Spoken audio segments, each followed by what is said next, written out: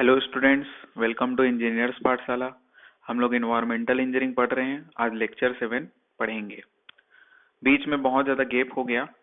ठीक है, मैं वैसे इसके रिगार्डिंग पहले ही बोला था कि गैप तो होगा ही, है ना। मतलब डेली लेक्चर अपलोड नहीं कर पाऊंगा, लेकिन ये कोशिश करूंगा कि 2 लेक्चर के बीच में ज़्यादा गैप ना हो। ठीक है, कम से कम जब एक सब्जेक्ट तब तक खत्म ना हो, जब तक, है ना।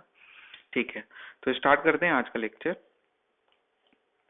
हम लोग रॉ वाटर इंजीनियरिंग पढ़ रहे हैं, आज खत्म हो जाएगा। और जो सीवरेज सिस्टम है, मतलब वेस्ट वाटर इंजीनियरिंग भी आज स्टार्ट हो जाएगा। ठीक है, तो डिस्ट्रीब्यूशन सिस्टम समझते हैं। ये अभी क्या चल रहा है आपका? रॉ वाटर इंजीनियरिंग ही चल रहा है ना, वाटर सप्लाई इंजीनियरिंग बोल सकते हो। तो डिस्ट्रीब्यूशन सिस्टम को समझते हैं। अब ये डिस्ट्रीब्यूशन सिस्टम मतलब कि जिसके थ्रू हम लोग पानी सप्लाई करेंगे, वाटर सप्लाई करेंगे, उसी सिस्टम के थ्रू होगा। कहाँ से आएगा पानी? सोर्स से आएगा, और फिर सोर्स से पानी आता था, फिर रिजर्वायर में कलेक्ट होता था, और उसको फिर हम लोग डिस्ट्रीब्यूट करते थे। ठीक है ना, तो उसी सिस्टम को समझेंगे। तो उस सिस्टम के अंतर्गत में क्या क्या होगा, क्या अरेंजमेंट होगा। पाइप होगा जिसके थ्रू हम लोग ट्रांसपोर्ट करेंगे, वॉल्स होंगे। वॉल क्या काम करते हैं, क्या होते हैं, आगे डिस्कस करेंगे। अभी बस इतना समझ लो, वॉल मतलब जैसे पानी की गति को बढ़ाना, कम करना, मतलब रेगुलेटर का काम करेगा वॉल। ठीक है, या फिर पानी को रोक देना, या फिर क्या बोलना चाहिए, एक डायरेक्शन में जाने को अलाउ करना, या फिर अलाउ नहीं करना। तो ये सब चीजें अलग अलग प्रकार की वॉल्व होती हैं, उसका काम अलग अलग होता है, इंपॉर्टेंट भी है, उसको देखेंगे। पंप क्या करेगा? वाटर के प्रेशर को बढ़ाने का काम करेगा, मतलब कि वाटर में प्रेशर डेवलप करने का काम करेगा पंप का। तो पंप कहाँ पर यूज होगा, कहाँ यूज नहीं होगा, वो भी देखेंगे। मीटर्स क्या होते हैं? वाटर मीटर होते हैं, मैं बताया था। ठीक है ना, इसके अंतर्गत क्या होगा आपका? क्वांटिटी जो होगा वाटर का, वो हम लोग पता कर पाएंगे कि कितना क्वांटिटी में वाटर सप्लाई हो रहा है। हाइड्रेंट्स क्या होते हैं? तो वाटर फायर हाइड्रेंट्स होते हैं। ठीक है ना, हाइड्रेंट्स क्या होते हैं उसको भी बता दूंगा मैं। हाइड्रेंट्स के बाद फिर सर्विस रिजर्वायर होते हैं, जहां पर आपका पानी कलेक्ट होगा, सोर्स से आके रिजर्वायर में ही पानी कलेक्ट होता है पहले, है ना। ट्रीटमेंट भी हो जाता है। ट्रीटमेंट के बाद फिर आपका क्या होता था, मैं पिछले क्लास में बताया था ना, सबसे पहले सोर्स से पानी आता था। ठीक है, वो ट्रीटमेंट होने के बाद फिर रिजर्वायर में कलेक्ट होता था, और फिर रिजर्वायर से हमारे पास आता है। ठीक है, वैसे ही है। तो हाइड्रेंट्स क्या होते हैं उसको देखते हैं। तो थोड़ा सा इमेजिन करना, हॉलीवुड वगैरह मूवी देखे होगे, तो उसमें हीरो बढ़िया कार चलाते रहता है रोड में। ठीक है ना, एकदम स्पीड से कार चलाता है, कहीं मोड़ वोड़ में किसी पाइप टाइप का उसको ठोक देता है, मतलब कि एक खंबा टाइप का होता है। कितना बोलूं मैं, 2-3 फीट का हाइट का वो खंबा टाइप का होता है, ज्यादा मोटा नहीं होता। और जैसे ही कार उसमें टकराता है तो उससे पानी फेंकाने लग जाता है। ठीक है ना, पानी फेंकाने लग जाता है, उसी को वही फायर हाइड्रेंट्स है। मतलब कि कार वगैरह ठोका खा जाता है, जहां पर पार्किंग होता है ना कार, रोड में, उसी के जस्ट बगल में फुटपाथ में बोल सकते हो, ये आपका फायर हाइड्रेंट्स होता है। फायर हाइड्रेंट जनरली जो होता है वो चौक वगैरह में होता है, मतलब कि जंक्शन में होता है, रोड के जंक्शन में, मेन जंक्शन जो होता है। और कितने कितने इंटरवल में हम लोग फायर हाइड्रेंट प्रोवाइड करते हैं, इसको भी आगे डिस्कस करेंगे। ठीक है, तो ये फायर हाइड्रेंट्स जनरली हम लोग को इंडियन सड़कों में तो देखने को नहीं मिलता है, मेरे को तो नहीं मिलता है, कहीं होगा बड़े शहरों में, तो वो नहीं पता मेरे को। मुंबई दिल्ली वगैरह, दिल्ली में तो नहीं है मेरे ख्याल से, है ना, क्योंकि वहां मैं जा चुका हूँ। मुंबई में होगा तो नहीं पता मुझे, है ना। बाकी इंडियन सड़कों के स्टैंडर्ड के हिसाब से देखा जाए तो नहीं होता है जहां तक, है ना। खैर, तो इसीलिए मैं हॉलीवुड की मूवी का एग्जांपल दे दिया, है ना। देखे होगे मूवी वगैरह में कार चलता है और टकराता है, तो वहीं से पानी निकलने लग जाता है, फेंकाने लग जाता है। तो इसका काम क्या होता है? वो फायर हाइड्रेंट्स का नाम में ही है फायर हाइड्रेंट्स। अभी मैं हाइड्रेंट्स बस लिखा हूँ, लेकिन उसको जनरली बोलचाल में फायर हाइड्रेंट्स बोल सकते हैं। जैसे कि जहां पर फायर ब्रेकआउट, मतलब कि फायर ब्रेकआउट समझ रहे हो, जहां आग वाग लग गई है तो आग को बुझाने के लिए पानी की जरूरत पड़ती है, तो यहीं पर से क्या कर लेते हैं, कनेक्ट करके फिर क्या करते हैं, पाइप से पानी देना। ठीक है, तो यही चीज होता है आपका फायर हाइड्रेंट्स। और उसके बाद उसके अलावा इसका यूज हम लोग वाटर प्रेशर को रिलीज करने के लिए भी करेंगे। To use for the releasing the water pressure.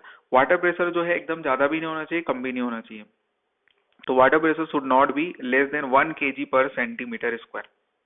जहां पर वाटर प्रेशर मतलब वाटर सप्लाई सिस्टम में पाइप के थ्रू पानी सप्लाई होता है, लेकिन जहां पर पानी का प्रेशर कम हो जा रहा है, तो वहां पर हम लोग फायर हाइड्रेंट्स की हेल्प से पानी के प्रेशर को बढ़ा सकते हैं। ठीक है ना। तो मतलब एक फायर हाइड्रेंट्स क्या होता है? एक ऐसा सिस्टम होता है जिसमें आपका प्रेशर से पानी आते रहता है, ऐसा बोल सकते हैं ना। उसके बाद फिर नोट में क्या लिखा गया है, 40 to 70% cost involve for that arrangement, मतलब जो भी डिस्ट्रीब्यूशन सिस्टम होता है जिसमें पाइप वॉल्व ये सब का खर्चा कितना होता है, लगभग 40 से 70% इन्हीं में खर्चा हो जाता है। इनके अलावा अदर खर्चा क्या होंगे, बहुत सारे चीज होंगे, ट्रीटमेंट वगैरह होगा, जैसे कि आपको पानी सप्लाई करने से पहले क्लोरीन मिला रहे हो, वो भी खर्चा में आएगा, तो वो सब अदर है। लेकिन जो ये सिस्टम अरेंजमेंट है उसी में 40 to 70% खर्चा हो जाता है। ठीक है, उसके बाद बोल रहा है कि मिनिमम साइज ऑफ पाइप जो होना चाहिए वो 100 mm का होना चाहिए, मतलब 10 सेंटीमीटर डायमीटर का कम से कम पाइप होना चाहिए वाटर डिस्ट्रीब्यूशन के लिए।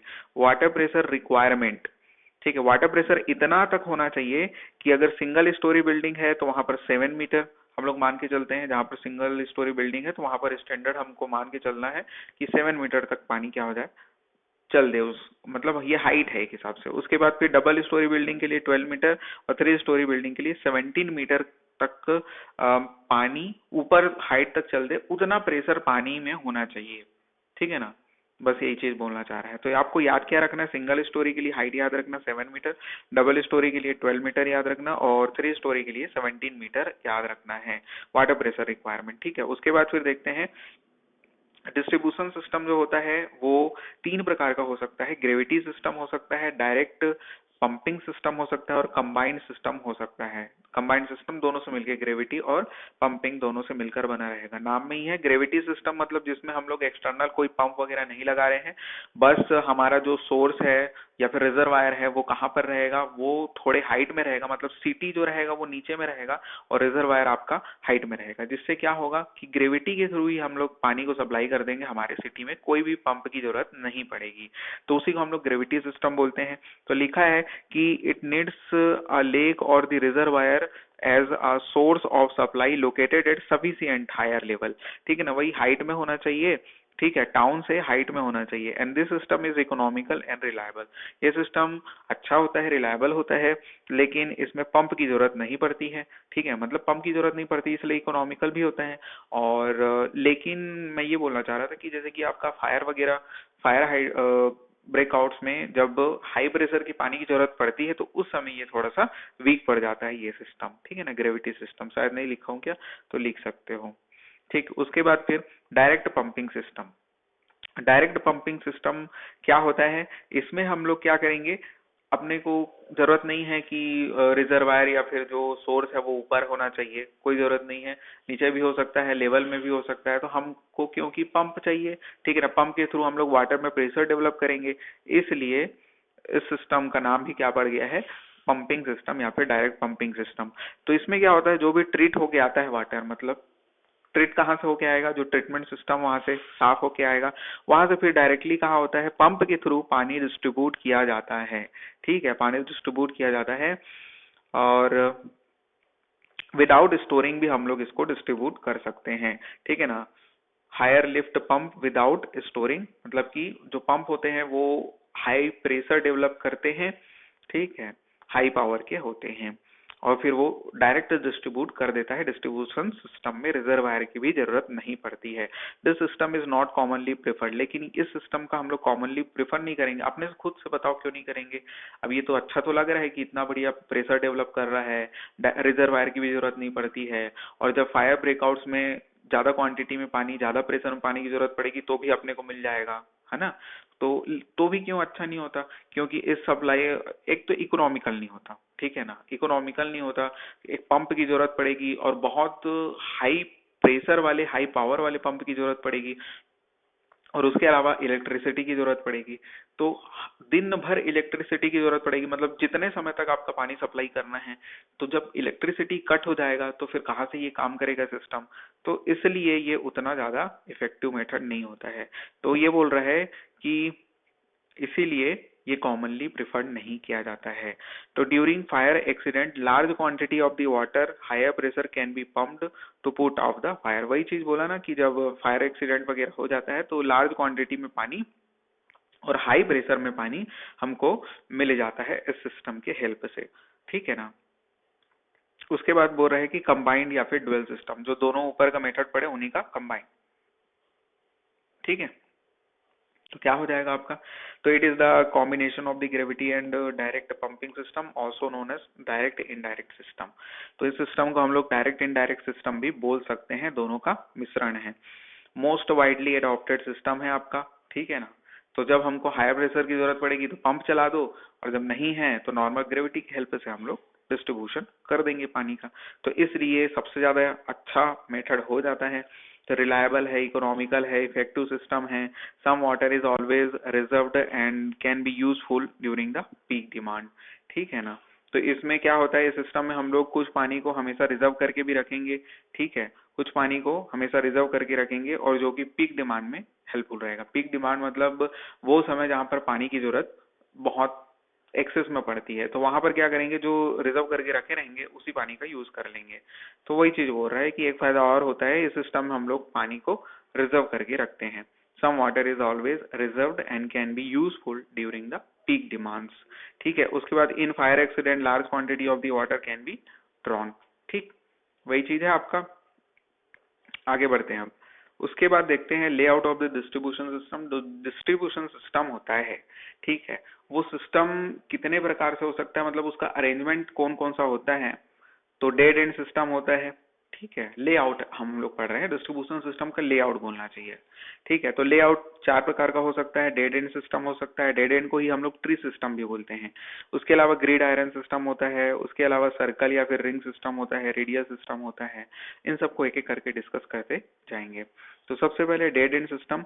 तो डेड एंड सिस्टम आपको सामने दिख रहा होगा, तो ये आपका डेड एंड सिस्टम है, ठीक है। डेड एंड क्यों बोलते हैं, तो इस सिस्टम को वहां यूज करते हैं जहां का क्या बोलना चाहिए, जो रोड है वो प्रॉपरली नहीं बना है, कैसे बोलना चाहिए, जो डिजाइन है वो इरेगुलर है, ठीक है। जहाँ के रोड एक दूसरे को 90 डिग्री में नहीं काटते हैं, कैसे भी काटते हैं मकड़ी के जाले के समान, ठीक है। कहीं पर भी रोड खत्म हो गया, जैसे होता है ना कि कहीं पर जाके आपका कॉलोनी का रोड खत्म हो जाता है, ठीक है, एकदम, मतलब कि ये क्या है, इरेगुलर ग्रोथ है जिस सिटी का, वहां पर ये डेड एंड सिस्टम यूजफुल होता है, ठीक है। तो डेड एंड सिस्टम में आपको मेन पाइप दिख रहा होगा बीचों बीच, जो एम लिखा है ये आपका क्या होता है, मेन पाइप होता है। और मेन पाइप से फिर क्या होता है, ब्रांच पाइप कटता है, ये जैसे कि आपको दिख रहा होगा ये ब्रांच पाइप कटा है, ठीक है। और इस ब्रांच का भी फिर क्या होता है, सब मेन होता है, जिसको हम लोग लेटरल पाइप भी बोल सकते हैं। ये जो ब्रांच पाइप है ना, ब्रांच को हम लोग लेटरल पाइप भी बोल सकते हैं। तो फिर से बोल रहा हूँ, एक मेन पाइप होता है बीचों बीच में, और ये मेन फिर किस में बढ़ता है, आपका सब मेन में, और सब मेन फिर किस में बढ़ता है, ब्रांच में या फिर लेटरल पाइप्स में कटता है, ठीक है। आगे समझ में। और वहां से फिर क्या हो जाता है, घरों में पहुंच जाता है। तो इस प्रकार से ये अरेंजमेंट दिख रहा होगा। और ये जरूरी नहीं है कि आपका जो मेन पाइप होता है और उससे जो सब मेन है वो हमेशा 90 डिग्री में कटे, दिख डायग्राम में दिख जैसे रहा होगा 90 डिग्री टाइप का, लेकिन कोई जरूरी, जैसे कि इधर दिख रहा है ना आपको कि ये जो है 90 डिग्री में नहीं है, कैसे भी जैसे रोड होगा वैसे ही आपका सब मेन रहेगा, ठीक है। और सब मेन से भी जो ब्रांच या फिर लेटरल कटेगा वो भी किसी भी एंगल में कैसे भी कटेगा, जैसे यहाँ पर आपको दिख रहा होगा, ठीक है। आगे समझ में।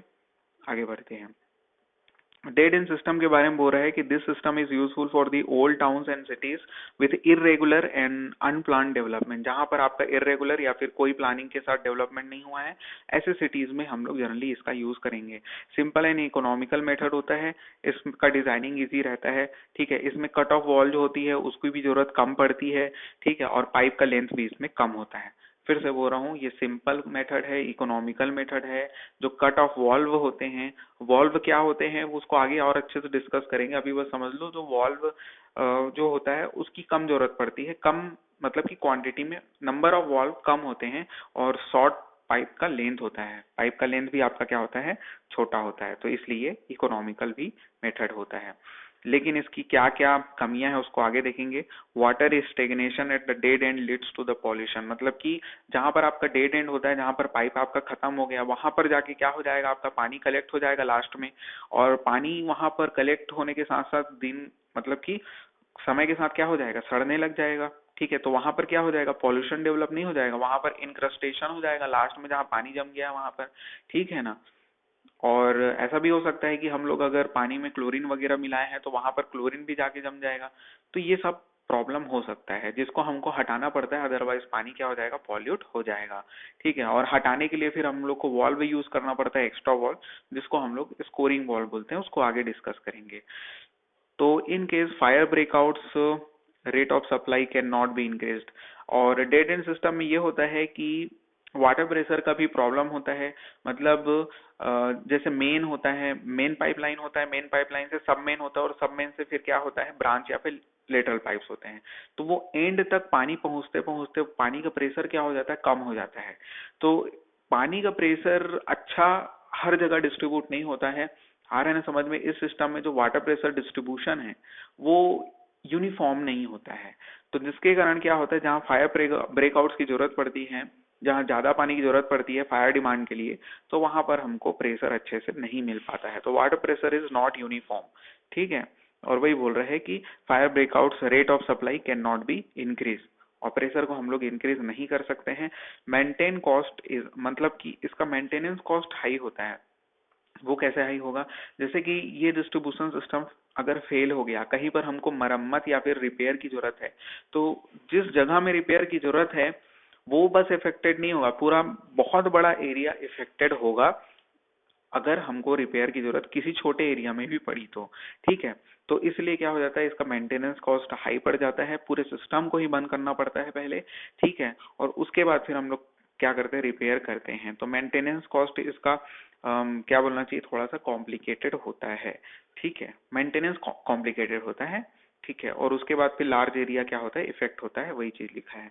उसके बाद देखते हैं grid iron system. Grid iron system कहाँ पर यूज होगा, ऐसे सिटीज जहाँ के रोड प्रॉपरली प्लान्ड है ना, मतलब प्रॉपरली डेवलप्ड है, जहाँ एक दूसरे को 90 डिग्री में काट रहे हैं, ऐसे रोड में हम लोग ग्रिड आयरन सिस्टम का यूज करते हैं, ठीक है। तो वही लिखा है कि main, sub mains and branch are interconnected with each other. Interconnected with each other मतलब कहीं पर जाके ये एंड नहीं हो जाता, जैसे डेड एंड सिस्टम में था। तो जिसके कारण क्या होता है कि पानी पूरा मतलब लूप में बहते रहता है, जिसके कारण प्रेशर अच्छा, हर पॉइंट में प्रेशर क्या होता है, इक्वली डिस्ट्रीब्यूट और अच्छा प्रेशर मिल जाता है, ठीक है। तो main line runs through out the centre of the area. इसमें भी क्या होता है, मेन लाइन जो होता है सेंटर ऑफ एरिया में से क्रॉस करता है, जैसे आपका डेड एंड सिस्टम में था। और उसके बाद फिर क्या होता है, बढ़ता है, ठीक है। इसको डायग्राम आगे देखेंगे तो उसको समझ में आएगा। इसको दिखाई देता हूँ डायग्राम को पहले। देखो ये एक आपका क्या है, ग्रिड आयरन सिस्टम दिख रहा है। ग्रिड आयरन सिस्टम में क्या है कि बीचों बीच ये जो है आपका मेन लाइन है, ठीक है। मेन लाइन फिर क्या हो रहा है आपका, सब मेन में बढ़ रहा है, ठीक है ना। एज फॉर क्या हो जाएगा, सब मेन, और उसके बाद सब मेन से फिर वो ब्रांच में बढ़ रहा है। ब्रांच को ही हम लोग क्या बोल सकते हैं, लेटरल बोल सकते हैं, और हमारे घरों में पहुंचता है। और ये क्या है, एक दूसरे से सभी एक इंटरकनेक्टेड है ना, मेन पाइप हो गया, ब्रांच, सब मेन, ये सब तीनों क्या है, एक दूसरे से इंटरकनेक्टेड हैं, जो कि डेड एंड सिस्टम में नहीं होता है। लेकिन इसमें कट ऑफ वॉल जो होते हैं, number of cut off wall ज्यादा होते हैं, ठीक है ना, मतलब कट ऑफ वॉल की ज्यादा जरूरत पड़ती है, ठीक है। तो अब वापस आते हैं, तो इसमें क्या बोल रहा है, main line run through out the centre of the area. उसके बाद suitable for the well plan cities, ठीक है ना। तो ऐसा सिटीज जो वेल प्लान्ड है वहां यूज करते हैं। Size of the pipe is less, है ना। ये साइज मतलब समझ रहे हो, साइज मतलब यहाँ पर डायमीटर से है। तो साइज ऑफ द पाइप को हम लोग कम रख सकते हैं, लेकिन लेंथ ऑफ पाइप ज्यादा जरूरत पड़ती है, ठीक है ना। एक दूसरे से इंटरकनेक्टेड करने के लिए हमको पाइप का लेंथ ज्यादा जरूरत पड़ेगा ना, तो लेंथ ऑफ पाइप ज्यादा होता है, ठीक है। और उसके बाद फिर very small area get affected in case of the repair. जब रिपेयर वगैरह की जरूरत पड़ती है तो हम लोग का जो छोटा सा एरिया होता है ना डिस्ट्रीब्यूशन सिस्टम का, वही बस इफेक्ट होता है। तो पूरा बहुत बड़े एरिया इफेक्ट नहीं होते हैं। और in fire breakouts rate of the supply can be increase, मतलब रेट ऑफ सप्लाई अच्छा मिलता है और बढ़ा भी सकते हैं। And large number of the cut off की जरूरत पड़ती है, जैसे मैं बताया कि large number of cut off इस सिस्टम में जरूरत पड़ती है। तो ये मेथड कॉस्टलियर तो होता है, लेकिन इफेक्टिव और बहुत अच्छा मेथड होता है। एंड डिजाइनिंग इसका डिफिकल्ट होता है, ठीक है ना। जैसे डेड एंड सिस्टम का सिंपल और इकोनॉमिकल होता था, तो ये थोड़ा सा कॉम्प्लिकेटेड होता है डिजाइन इसका, तो डिफिकल्ट डिजाइन बोल सकते हैं, और कॉस्टलियर मेथड भी होता है, ठीक। तो ये था डेड एंड सिस्टम। उसके बाद आते हैं रिंग सिस्टम। तो रिंग सिस्टम में क्या होता है, वैसा ही होता है। रिंग सिस्टम को सर्कल सिस्टम भी बोलते हैं यहाँ तक, ठीक है ना। तो रिंग सिस्टम जो होता है ना, ग्रिड आयरन सिस्टम जैसा ही है, इसका भी यूज वैसी सिटी में करेंगे जो वेल प्लान रोड होगा, जहाँ रोड एक दूसरे को 90 डिग्री में काट रहे होंगे। तो अंतर क्या है, उसमें मेन पाइप बीचों बीच आता था, यहाँ पर जो मेन पाइप दिख रहा है वो पेरीफेरल, क्या बोलना चाहिए आपका, उसके परिधि में, मतलब समझ रहे हो ना, ये ऐसा आपका चारों तरफ क्या होगा, पहले मेन पाइप बिछा रहेगा, ठीक है। और मेन पाइप से फिर अंदर की तरफ में आपका सब मेन होगा और ब्रांच होगा, ठीक है। आने समझ में? तो मेन पाइप जो होगा वो चारों तरफ रिंग की तरह होगा, इसलिए इसको रिंग सिस्टम भी कहते हैं, या फिर इसको सर्कुलर सिस्टम भी कहते हैं, ठीक है ना। तो इसलिए इसमें क्या होता है, मेन पाइप चारों तरफ बाहर की ओर होता है। तो मेन पाइप से फिर ब्रांच, ब्रांच से फिर आपका सब मेन कटता है, ठीक है।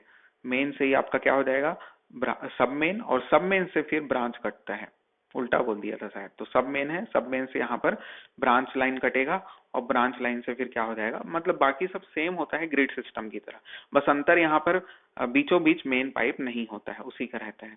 तो रिंग सिस्टम में क्या बोल रहा है, laying of the main pipe पेरीफेरली, है ना। तो आपका पेरीफेरली आपका मेन पाइप क्या बोलना चाहिए, ले होता है, लेइंग होता है उसका, और increase the pressure at the farthest point, मतलब कि यहाँ पर प्रेशर भी अच्छे से मैनेज होता है। जो लास्ट पॉइंट होता है, जो सबसे दूर वाला पॉइंट होता है, वहां भी प्रेशर हमको अच्छे से मिल जाता है। All advantage and disadvantage same as क्या हो जाएगा, ग्रिड आयरन सिस्टम। तो जो भी ग्रिड आयरन सिस्टम में हम लोग पढ़े हैं वो सब इसमें अप्लाई हो जाएगा, क्योंकि सेम सिस्टम होता है, बस जो अंतर होता था वो मैं बता दिया, ठीक है ना। तो ग्रिड आयरन सिस्टम का जो भी है वही इसका भी होता है, ठीक है ना। मतलब नंबर ऑफ कट ऑफ इस सिस्टम में भी ज्यादा लगेंगे, वॉल्व जो होंगे मतलब, और इसमें भी आपका पाइप का साइज कम रहेगा लेकिन लेंथ ऑफ पाइप ज्यादा रहेगा।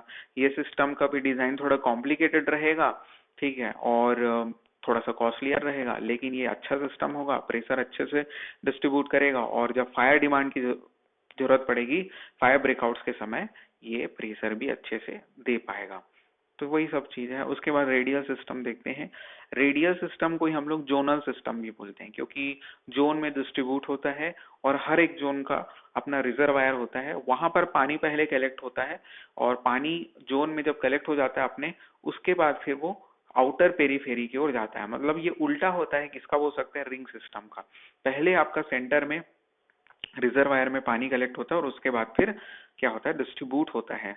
तो ये देख ले, तो पहले क्या हो गया, आपका रेडियल सिस्टम दिख रहा होगा सामने, है ना।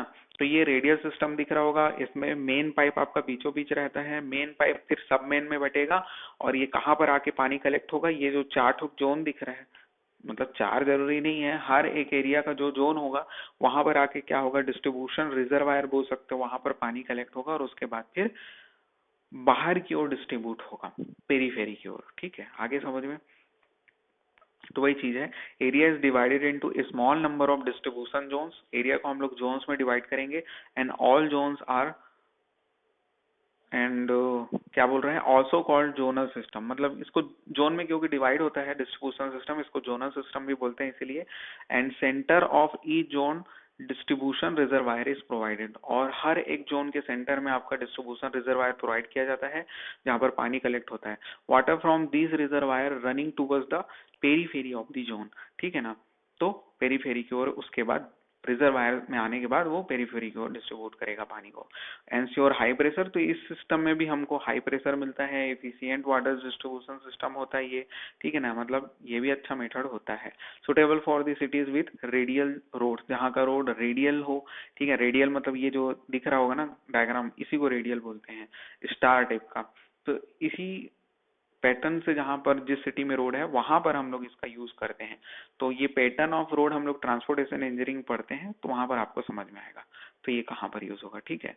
तो नोट में आपको क्या लिख दिया गया है, Hazen Williams formula is more commonly use for the head loss calculation. अच्छा, तो हेड लॉस भी होगा। अब ये डिस्ट्रीब्यूशन सिस्टम है, जहां पर मोड़ होगा वहां पर पानी थोड़ा सा क्या होगा, उसका प्रेशर मतलब कम ज्यादा होगा, मतलब प्रेशर लॉस होगा, हेड लॉस होगा। तो वही चीज है। तो हेजन विलियम्स एक फॉर्मूला होता है जिसके हेल्प से हम लोग क्या करते हैं, हेड लॉस कैलकुलेशन करते हैं। और हेड लॉस कैलकुलेशन शायद हम लोग पिछले क्लास में पढ़े थे ना, 2 प्रकार का कैलकुलेशन पढ़े थे, हेजन विलियम्स, और कौन सा पढ़े थे एक और, डार्सीज वेबेज वाला, वही चीज तो है। ठीक है, आगे देखते हैं। उसके बाद देखते हैं डिस्ट्रीब्यूशन और सर्विस रिजर्वायर। ठीक है, सर्विस रिजर्वायर, जो अभी रिजर्वायर देखे ना, तो इस रिजर्वायर के बारे में ही देख लेते हैं, रिजर्वायर कहाँ पर होता है, कैसा होता है। डिस्ट्रीब्यूशन रिजर्वायर को ही हम लोग सर्विस रिजर्वायर बोलते हैं। They are use to meet the function in demand to provide the storage of the fire fighting and emergency stable pressure in the distribution system. तो 3 मुख्य काम होते हैं डिस्ट्रीब्यूशन रिजर्वायर के। एक तो आपका पानी आके कलेक्ट होगा, ठीक है ना। तो कलेक्ट क्यों करके रखना जरूरी होता है? जब आपका फायर फाइटिंग के लिए पानी की जरूरत पड़ती है तो हम लोग इस रिजर्वायर से पानी का यूज कर सकते हैं, मतलब इमरजेंसीज वगैरह में भी इसका यूज कर सकते हैं। ठीक है, कुछ पानी की इमरजेंसीज होगी तो वहां पर यूज कर सकते हैं। और उसके अलावा जब डिस्ट्रीब्यूशन सिस्टम में मतलब प्रेशर को यूनिफॉर्मली डिस्ट्रीब्यूट करने के लिए, ठीक है ना, प्रेशर को जितना जरूरत है उतना प्रेशर अलाउ करने के लिए हम लोग क्या करते हैं, इस सर्विस रिजर्वायर से पानी छोड़ सकते हैं। ठीक है ना, प्रेशर को मेंटेन करने के लिए। ठीक बस यही है। तो क्लासिफिकेशन ऑफ डिस्ट्रीब्यूशन रिजर्वायर, 3 प्रकार के रिजर्वायर हो सकते हैं, ये उतना इंपॉर्टेंट नहीं है, जल्दी से देख लो। सरफेस रिजर्वायर होता है, एलिवेटेड रिजर्वायर और स्टैंड पाइप होता है। ठीक है, तो सरफेस रिजर्वायर मतलब सरफेस में होगा आपका, है ना, सरफेस में होगा मतलब सेम लेवल में होगा, जिस लेवल में आपका सिटी है उसी लेवल में होगा, तो इसमें पंप वगैरह की जरूरत पड़ेगी। जबकि एलिवेटेड रिजर्वायर क्या होगा, तो सिटी नीचे या फिर सिटी टाउन बोल सकते हो नीचे में रहेगा, जबकि ये थोड़ा सा हाइट में रहेगा। कौन? Elevated reservoir. स्टैंड पाइप तो मतलब स्टैंड पाइप होता है, उसको मैं क्या बताऊं, बस पाइप जो वर्टिकल पाइप होगा उसी को स्टैंड पाइप बोलते हैं। तो एक एक करके डिस्कस करते हैं। सरफेस रिजर्वायर जो होता है कंस्ट्रक्टेड एट ग्राउंड लेवल और बिलो द ग्राउंड लेवल ना, ग्राउंड लेवल या फिर below the ground level, and surface reservoir should be located at the high point in the distribution system. ठीक है, अच्छा, तो ये सरफेस रिजर्वायर जो होते हैं ये ग्राउंड में होते हैं, थोड़ा सा मैं गलत बोल दिया शायद। तो ये जो सरफेस रिजर्वायर होते हैं ये ग्राउंड लेवल में होते हैं, और या फिर ग्राउंड लेवल के नीचे भी हो सकते हो, है ना। लेकिन ये जो रिजर्वायर है वो सिटी टाउन से ऊपर में होना चाहिए, है ना, तभी तो पानी आपका सिटी तक पहुंच पाएगा। है समझ में? ठीक, तो वही चीज बोल रहे हैं कि कंस्ट्रक्टेड एट ग्राउंड लेवल या फिर बिलो ग्राउंड लेवल, इसीलिए इसको सरफेस रिजर्वायर बोलते हैं। और ये जो सरफेस रिजर्वायर है वो कहाँ पर लोकेट होना चाहिए, तो हाई पॉइंट में लोकेट होना चाहिए। मतलब सिटी जो है उसका एलिवेशन नीचे होना चाहिए, इसका एलिवेशन ऊपर होना चाहिए। उसके बाद फिर देखते हैं एलिवेटेड रिजर्वायर को एलिवेटेड क्यों बोलते हैं, क्योंकि इसको कंस्ट्रक्ट किया जाता है। ठीक है, जो सरफेस था वो तो नेचुरल होता था, जो कि सरफेस में होता था। ठीक है, जैसे कि अरे झील का पानी समझ लो, डैम का पानी समझ लो, और क्या बोल सकते हैं, नीचे जो ग्राउंड वाटर है उसको भी सरफेस रिजर्वायर में काउंट कर सकते हैं, कि स्टैंड पाइप में आएगा। आगे देखते हैं, एलिवेटेड रिजर्वायर जो होता है ना, एलिवेटेड रिजर्वायर को कंस्ट्रक्ट किया जाता है, जैसे टंकी बनता है ना, टंकी बनता होगा, देखे होगे, हाई में आपका रिजर्वायर बना दिया जाता है, टंकी मतलब वही तो है और कुछ नहीं। Elevated reservoir at an elevation from the ground level and also called the overhead tank, इसी को क्या बोलते हैं हम लोग, ओवरहेड टैंक भी बोलते हैं। उसके बाद स्टैंड पाइप क्या होता है, stand pipe is a vertical cylindrical tank होता है, vertical cylindrical tank and resting just above the ground and they boost the pressure. तो कुल मिला के स्टैंड पाइप का यूज क्यों किया जाता है अगर पूछेगा ना कोई, तो आपको क्या बोलना है, सिर्फ प्रेशर को बूस्ट करने के लिए स्टैंड पाइप का यूज किया जाता है। ठीक है, तो स्टैंड पाइप एक वर्टिकल सिलेंड्रिकल टैंक होता है, ठीक है, जो कि just above the ground level होता है, और जो कि प्रेशर को बूस्ट करने के लिए लगाया जाता है, और कुछ नहीं, उसके बारे में ज्यादा नहीं पढ़ना है, बस 3 ठोक होता था, रिजर्वायर देख लिए। उसके बाद देखते हैं storage capacity of the distribution reservoir based on the following requirements. जो स्टोरेज कैपेसिटी होता है डिस्ट्रीब्यूशन रिजर्वायर का किस पे डिपेंड करता है, तो बैलेंसिंग स्टोरेज पे, ब्रेकआउट स्टोरेज पे और फायर स्टोरेज पे डिपेंड करता है। जाहिर सी बात है, इन्हीं 3 मतलब कि ये 3 मेन रीजन होंगे जिसपे वो स्टोरेज कैपेसिटी डिपेंड करेगा। बताया था डिस्ट्रीब्यूशन रिजर्वायर जो होगा एक बैलेंसिंग स्टोरेज के लिए, ठीक है, और ब्रेकआउट स्टोरेज के लिए और फायर स्टोरेज के लिए। इसको समझते हैं क्या है बैलेंसिंग स्टोरेज। बैलेंसिंग स्टोरेज जो होता है इक्विलाइजिंग स्टोरेज या फिर ऑपरेटिंग स्टोरेज में काम आता है। ठीक है ना, मतलब स्टोरेज को इक्वलाइज करने के लिए बैलेंसिंग और the equalising the variable demands of the water, वही बोला ना, जो वाटर प्रेशर होता है उसको मेंटेन करने के लिए, यूनिफॉर्म रखने के लिए ये बैलेंसिंग एक प्रकार से स्टोर करके रख लिया जाता है पानी को।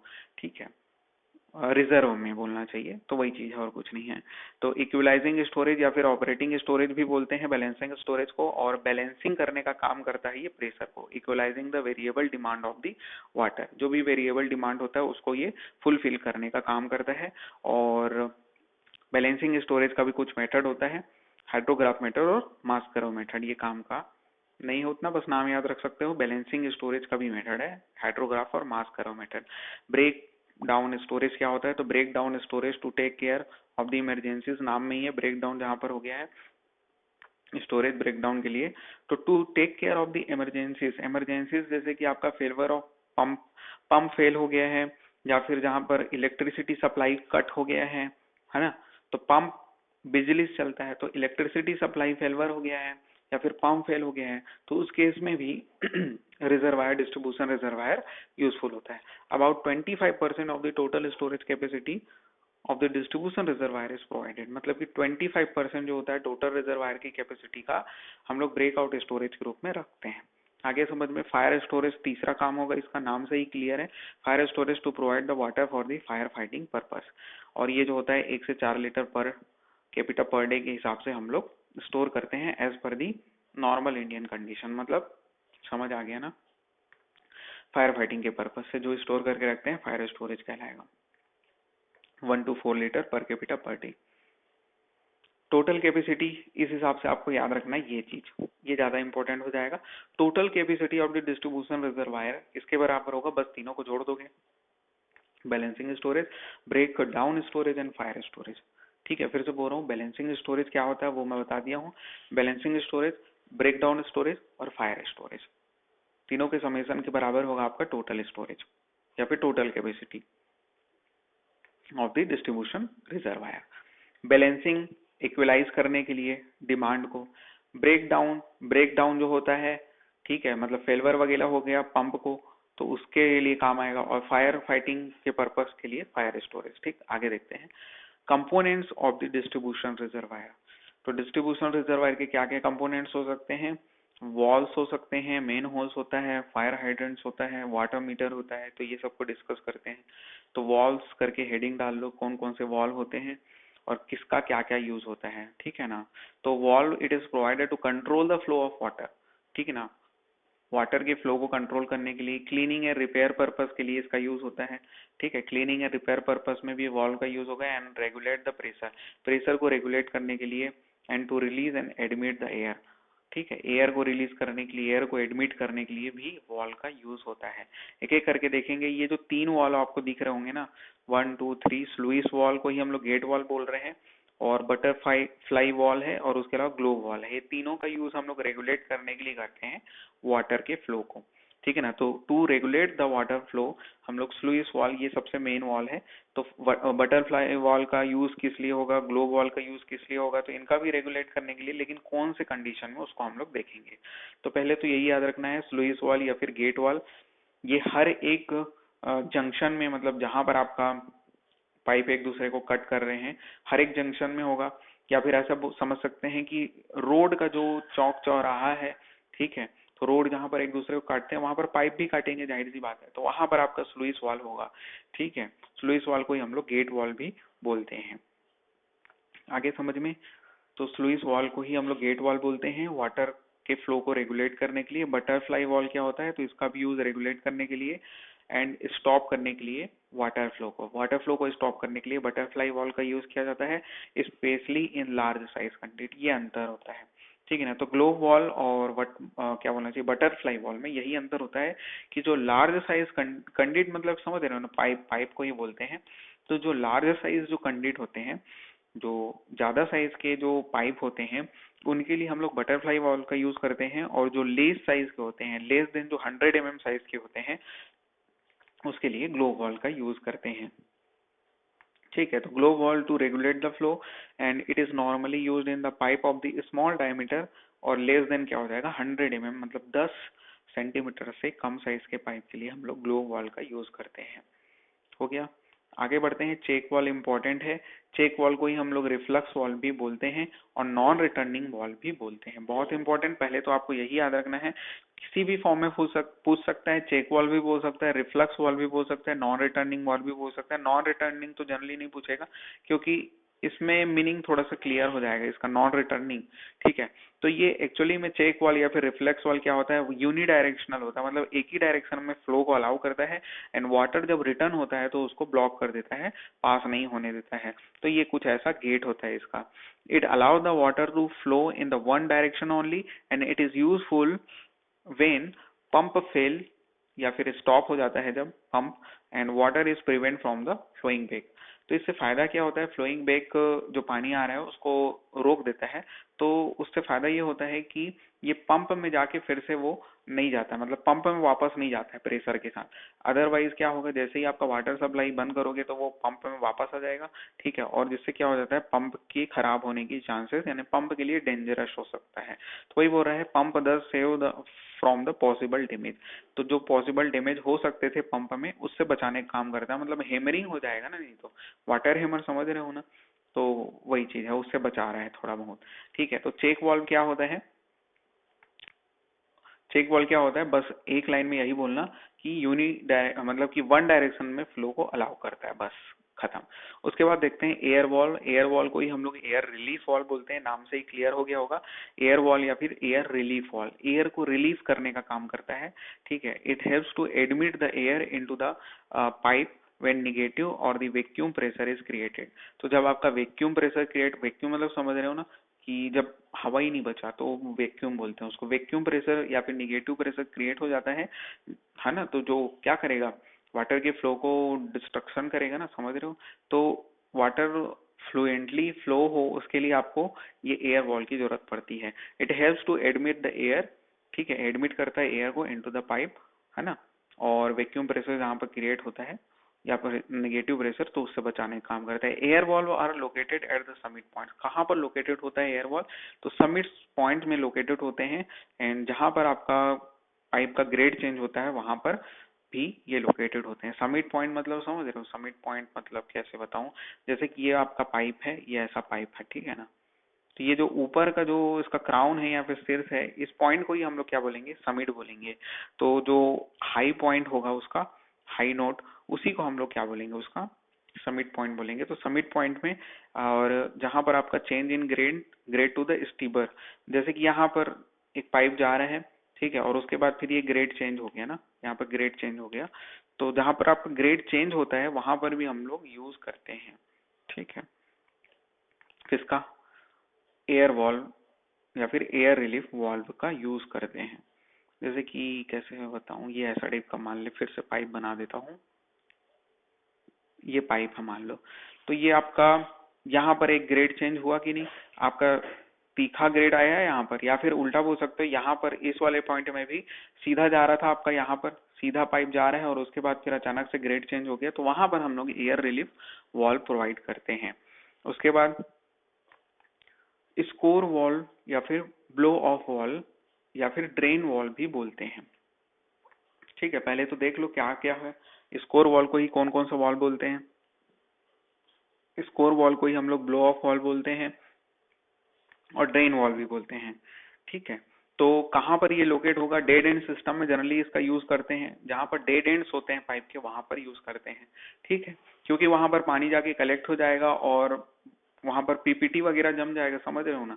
तो उस सब को निकालने के लिए हम लोग क्या करते हैं, इस ड्रेन ऑफ वॉल का यूज करते हैं।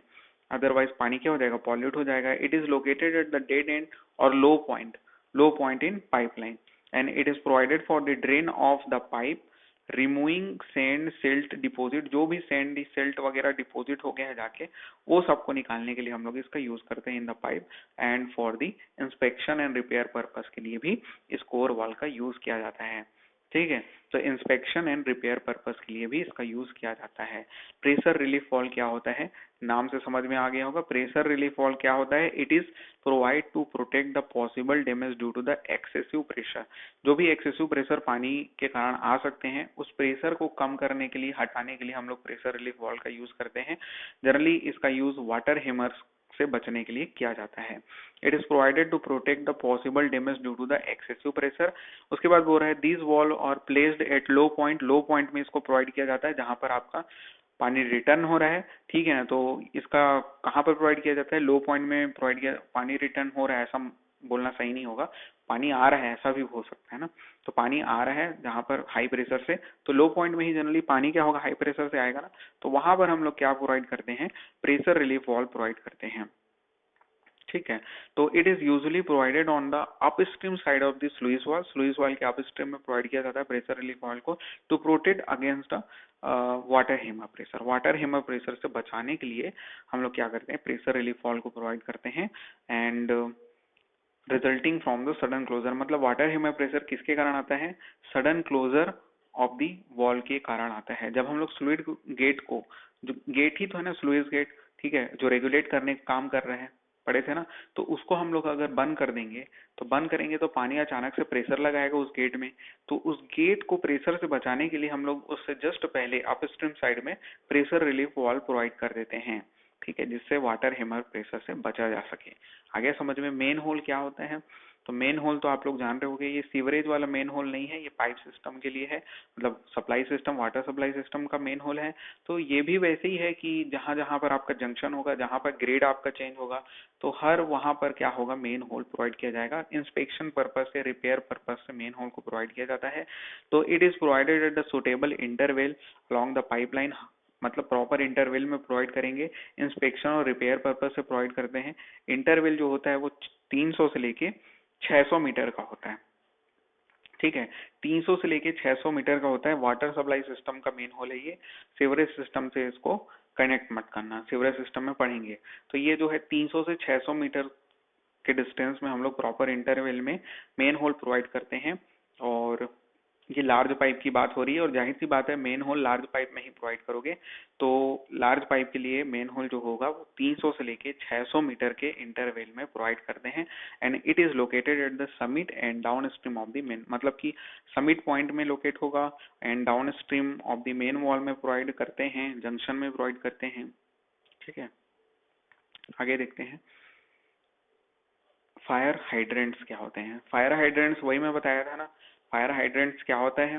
ठीक है, तो फायर हाइड्रेंट्स इस बार सिर्फ पढ़ लेते हैं कि it is also use for the sprinkling road.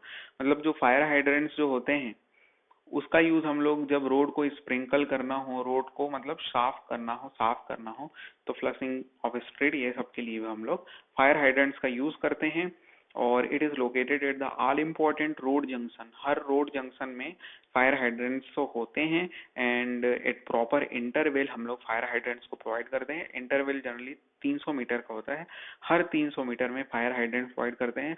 Her road junction में हम लोग फायर हाइड्रेंट प्रोवाइड करते हैं। ठीक है, वाटर मीटर क्या होता है, तो वाटर मीटर बताया था कि वही क्वांटिटी ऑफ वाटर को ये रिप्रेजेंट करता है। Measure the quantity of the water flowing through the pipeline. Types कितने होते हैं इसके, तो एक इन्फेरेंशियल टाइप का वाटर मीटर होता है, एक डिस्प्लेसमेंट टाइप का वाटर मीटर होता है। जो इन्फेरेंशियल टाइप का वाटर मीटर होता है उसी को वेलोसिटी मीटर भी बोलते हैं। इसको लार्ज पाइप में यूज करते हैं। इतना कम से कम याद रख लेना कि लार्ज पाइप में इन्फेरेंशियल टाइप वाटर मीटर का यूज करते हैं, और जो स्मॉल पाइप होता है वहां पर हम लोग डिस्प्लेसमेंट टाइप वाटर मीटर का यूज करते हैं। दो प्रकार के वाटर मीटर होते हैं, डिस्प्लेसमेंट टाइप, इन्फेरेंशियल टाइप। इन्फेरेंशियल टाइप को ही वेलोसिटी टाइप बोलते हैं, लार्ज पाइप में यूज करते हैं, और स्मॉल पाइप में डिस्प्लेसमेंट टाइप वाटर मीटर का यूज करते हैं। ठीक है, उसके बाद देखते हैं वेस्ट वाटर इंजीनियरिंग आपका स्टार्ट हो गया है। ठीक है, waste water engineering sewerage system, जो बोलना है बोलो। तो इसमें हम लोग कुछ डेफिनेशंस पहले देखेंगे, टेक्निकल टर्म्स देखेंगे जो आपको पता होना चाहिए। सबसे पहले रिफ्यूज क्या होता है। रिफ्यूज, रिफ्यूज मतलब हर प्रकार का वेस्ट का कॉम्बिनेशन को हम लोग क्या बोलते हैं, रिफ्यूज बोलते हैं। ऑल वेस्ट मटेरियल, जैसे कि आपका सॉलिड वेस्ट, लिक्विड वेस्ट हो सकता है, सेमी सॉलिड वेस्ट हो सकता है, तो सभी वेस्ट के कॉम्बिनेशन को, हर प्रकार के वेस्ट को हम लोग रिफ्यूज बोलते हैं। रिफ्यूज जो बढ़ सकता है वो गार्बेज में, रबीज में बढ़ सकता है। गार्बेज आम बोलचाल की भाषा में हम लोग इसको बोलते हैं ना गीला कचरा। गीला कचरा, सूखा कचरा सुने होंगे, तो गीला कचरा जो होता है, ठीक है, मतलब ये ऑर्गेनिक इन नेचर होगा, और इसके अंतर्गत में वेजिटेबल्स, ग्रास, ईटीसी, है ना, किचन वेस्ट, ये सब जो होगा आपका गार्बेज के अंतर्गत में आता है। और जबकि रबीज के अंतर्गत में जो सूखा कचरा होता है, ड्राई वेस्ट, और जो कंबस्टिबल नेचर का होता है जनरली, जो कि घर से निकल रहा है या फिर ऑफिस के जो कचरे हैं, ठीक है, उनको हम लोग रबीज बोलते हैं। इनऑर्गेनिक इन नेचर होते हैं और कंबस्टिबल होते हैं, जैसे कि पेपर, रेक्स, टीसी। उसके बाद देखते हैं सीवेज क्या होता है।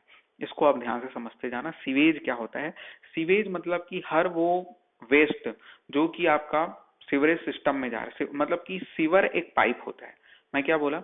जो सीवरेज सिस्टम में जिस पाइप के थ्रू कचरा जो एक पॉइंट से दूसरे पॉइंट में जाता है, उस पाइप पाइप को हम लोग क्या बोलते हैं? सीवर बोलते हैं। और उसी सीवर में जो वेस्ट आता है, उस वेस्ट को बोलते हैं सीवेज बोलते हैं। तो सीवेज क्या होता है? तो इसको समझना, बहुत सारे सेम सेम टर्म मिलेंगे, देखो सीवरेज, सीवेज, सुलेज, तो ये सबको समझते जाना। सीवेज कुछ नहीं, वेस्ट होता है, ठीक है। अब ये वेस्ट जो है डोमेस्टिक भी हो सकता है, इंडस्ट्रियल लिक्विड वेस्ट होता है ये जनरली, है ना। ये कैसा वेस्ट होगा? लिक्विड वेस्ट होगा। और ये जो होता है फॉल इन नेचर, मतलब कि गंध होगा इसमें, ठीक है ना, बदबू आएगा। तो वही चीज बोल रहा है, डोमेस्टिक इंडस्ट्रियल लिक्विड वेस्ट होता है और जो कि फॉल इन नेचर का होता है, और इसमें 99.9% पानी होता है। तो ये कैसा वेस्ट होता है? जनरली अब किचन का जो वेस्ट निकल रहा है, बाथरूम से जो वेस्ट निकल रहा है, नहाने से, कपड़ा धोने से, वो पूरा पानी ही तो है। तो उसमें वही बोल रहा है 99.9% उसमें क्या होता है? पानी ही होता है, ठीक है। सॉलिड बहुत कम होते हैं।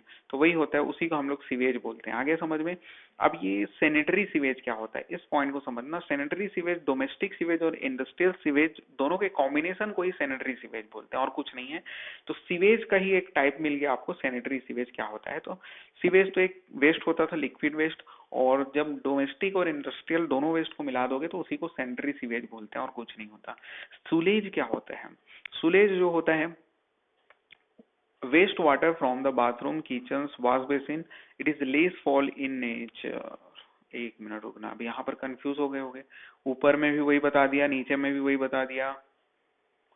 एक्चुअली में क्या होता है, जो सीवेज होता है उसमें डोमेस्टिक और इंडस्ट्रियल दोनों वेस्ट आता है, ठीक है ना। अब ये डोमेस्टिक वेस्ट में मतलब सीवेज के अंतर्गत ही सुलेज है, ऐसा बोल सकते हैं हम लोग, ठीक है। जब पर्टिकुलरली सुलेज बोलेगा तब क्या होता है बोलोगे, तब यही होता है बाथरूम, सिर्फ बाथरूम, किचन और वॉश बेसिन से जो निकला हुआ वेस्ट होता है, उसी को हम लोग क्या बोलते हैं?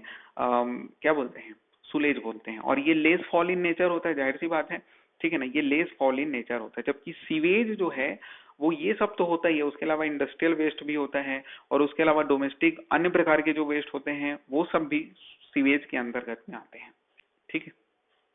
आगे समझ में। सीवर क्या होता है? तो सीवर में बोला पाइप होता है। जो सीवरेज सिस्टम जो होता है, सीवरेज देखो नीचे सीवरेज है, सीवरेज पूरा जो अरेंजमेंट होता है, जो पूरा सिस्टम होता है, ठीक है। एक पाइप से दूसरे पाइप, दूसरे पाइप से फिर ये पूरा ट्रीटमेंट सिस्टम तक, जो पाइप का जो अरेंजमेंट होता है शहरों के रोड में, उस पूरे सिस्टम को सीवरेज बोलते हैं। तो it is the whole system, ठीक है। जबकि सीवर क्या होता है? उस सीवरेज सिस्टम में जो एक पाइप होता है उसी को सीवर बोलते हैं। ये सबको समझते जाना, छोटा छोटा चीज है, आपको पहले से पता होगा मेरे ख्याल से। तो सीवरेज जो होता है, होल सिस्टम को सीवरेज बोलते हैं। इन प्रोसेस ऑफ कलेक्शन, इसमें कलेक्शन होगा, इन कन्वेंस होगा, मतलब कि एक पॉइंट से दूसरे पॉइंट में जाएगा आपका क्या चीज? सीवेज, ठीक है ना। उसके बाद देखते हैं स्टॉर्म वाटर। स्टॉर्म वाटर क्या होता है? स्टॉर्म वाटर को जनरली हम लोग जो ऐसे समझ सकते हैं, जो रन ऑफ वाटर होते हैं। रन ऑफ वाटर क्या होता है? ये इरिगेशन का टर्म है, बता देता हूँ। जैसे कि आपका बारिश हुआ नॉर्मल, ठीक है, बारिश हुआ, रोड में बारिश हुआ डामर वाले, तो उसमें जो पानी बह रहा है, मतलब पानी नीचे सूख नहीं जा रहा है, नीचे मतलब क्या सोख नहीं ले रहा है, वो बह रहा है रोड में, तो जो बहता हुआ पानी है ना, उसी को रन ऑफ बोलते हैं। तो run off from the roads या फिर बिल्डिंग्स या फिर कहीं से भी जो रन ऑफ वाटर हो रहा है कैचमेंट एरिया से, उसी को हम लोग क्या बोलते हैं? स्टॉर्म वाटर बोलते हैं, ठीक है ना। एक पानी क्या होता है, हम लोग क्या पढ़े हैं इरिगेशन इंजीनियरिंग में, जो पानी, जो वर्षा का पानी होता है, उसी को हम लोग क्या बोल सकते हैं? प्रेसिपिटेशन बोलते हैं। प्रेसिपिटेशन के कई फॉर्म होते हैं। तो जो नॉर्मल जो पानी गिर रहा है, वो गिरते साथ ही वो बहने नहीं लग जाता है, पहले क्या होगा, कुछ ना कुछ सोखेगा, ठीक है ना। रोड जो होगा वो पानी को सोखेगा, और एक जब उसका क्या बोलते थे उसको, इनफिल्ट्रेशन, जब इनफिल्ट्रेशन कैपेसिटी 100% पहुंच जाता है, उसके बाद वो बहना चालू होता था, ठीक है ना। तो वही चीज है। तो रन ऑफ वाटर को ही हम लोग स्टॉर्म वाटर बोल रहे हैं। ड्राई वेदर फ्लो क्या होता है? तो नॉर्मल जो सीजन होते हैं उसमें जो फ्लो होता है, मतलब बरसात सीजन की बात नहीं हो रही है, नॉर्मल सीजन में जो आपका जो सीवेज निकलता है, वो बस वही ड्राई वेदर फ्लो है, और क्या। Normal flow available in any season due to sanitary sewage. Sanitary sewage ऊपर में पढ़े हैं ना, तो वही सैनिटरी सीवेज ही क्या बोल सकते हैं हम लोग, उसको ड्राई वेदर फ्लो बोल सकते हैं, ठीक है। तो वो डोमेस्टिक इंडस्ट्रियल दोनों होता है। इट इज जनरली वन, मतलब 1/20 से 1/25 किसका होता है?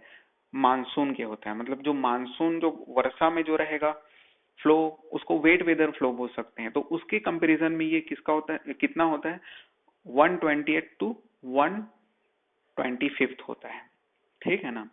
आगे समझ में, उसका 1/28 भाग होता है ना, समझ गए होंगे ना, ठीक है, वो कम होता है मतलब ड्राई वेदर फ्लो किसके कंपैरिजन में, वेट वेदर फ्लो के कंपैरिजन में। ठीक है, आगे देखते हैं। सीवरेज सिस्टम जो होता है, सेपरेट सिस्टम होता है, कंबाइंड सिस्टम होता है, एंड आपका दोनों का कॉम्बिनेशन होता है, partially separate system. Partially separate system बोलना चाहिए, कॉम्बिनेशन नहीं बोलना चाहिए, इसको समझते हैं आप।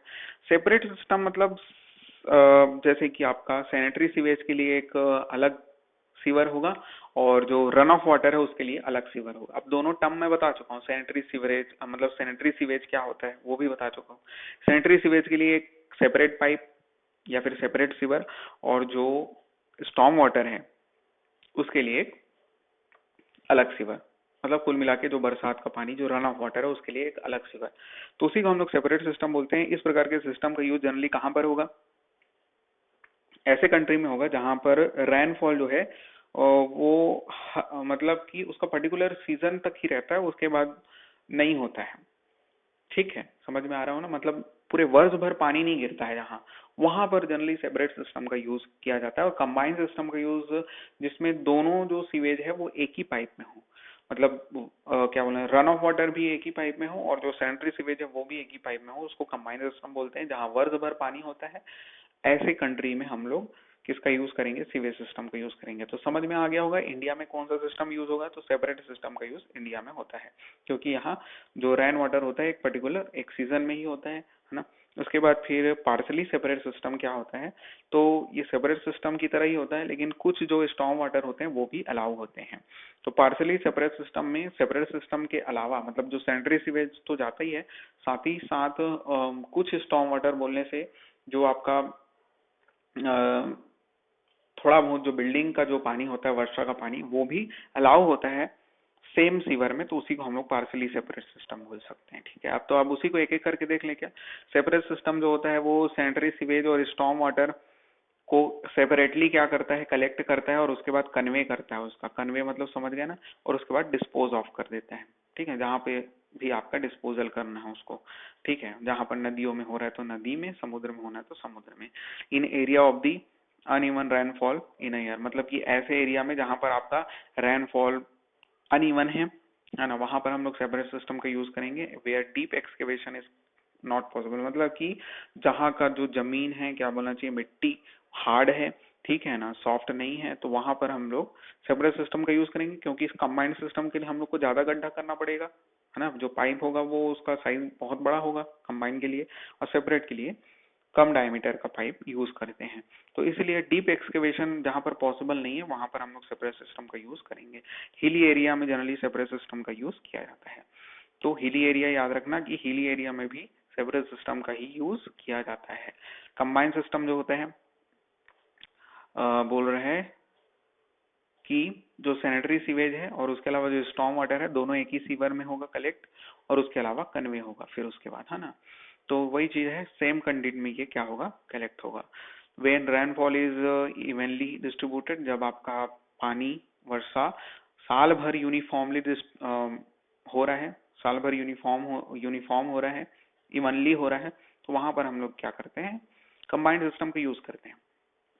इन plain area where excavation is easy, मतलब कि जहां पर सॉफ्ट सॉइल है वहां पर हम लोग कंबाइंड सिस्टम का यूज कर सकते हैं, और लेस कॉस्टली होता है व्हेन एरिया इज स्मॉल। तो स्मॉल एरिया के लिए कंबाइंड सिस्टम इकोनॉमिकल होता है। नैरो स्ट्रीट जहां पर होता है वहां पर भी हम लोग कंबाइंड सिस्टम का यूज करते हैं, मतलब समझ गए ना, सेपरेट पाइप जहां बिछाना पॉसिबल नहीं है ना, रोड के एक तरफ जहां पर क्या बोलना चाहिए, सैनिटरी सीवेज के लिए बिछाना पड़ता है पाइप, और दूसरे तरफ किसके लिए बिछाना पड़ता है, स्टॉर्म के लिए। तो अलग अलग दो पाइप बिछाना जहां पर पॉसिबल नहीं है, जहां पर रोड मतलब चौड़ा ही नहीं है, तो वहां पर हमको कंबाइंड सिस्टम का यूज करना पड़ेगा। कॉमन सेंस वाला चीज है सब।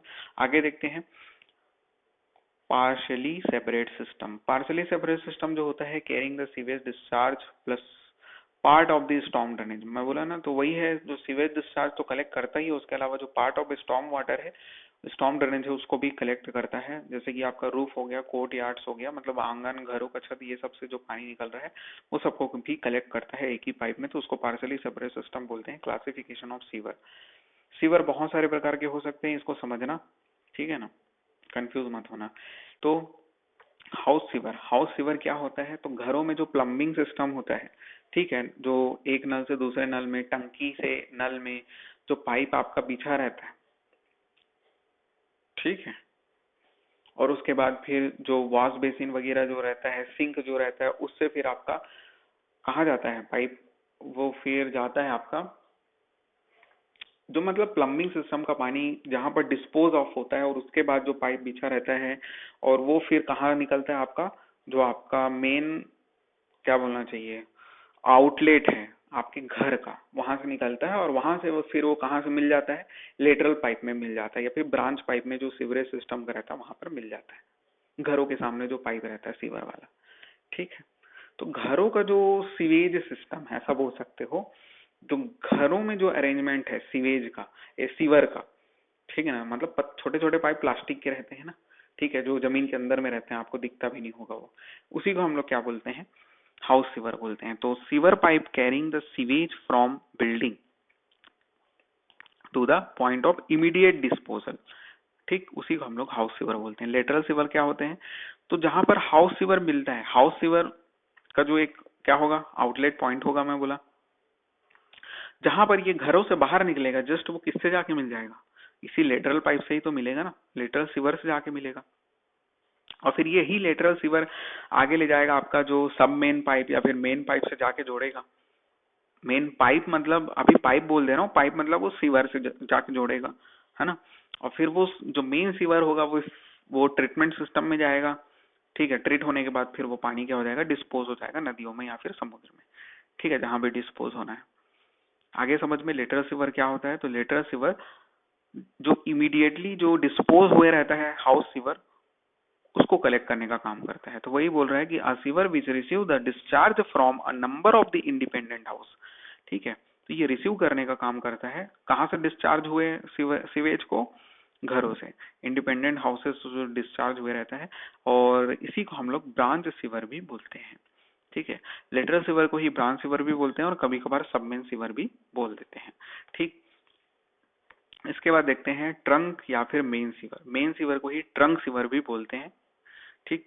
ट्रंक सीवर या फिर मेन सीवर क्या होता है, लिटरल सीवर फिर जाके जुड़ता है किसमें, इसी मेन सीवर में जाके जुड़ेगा, ठीक है। तो these are the main sewer to which lateral sewer are connected, ठीक।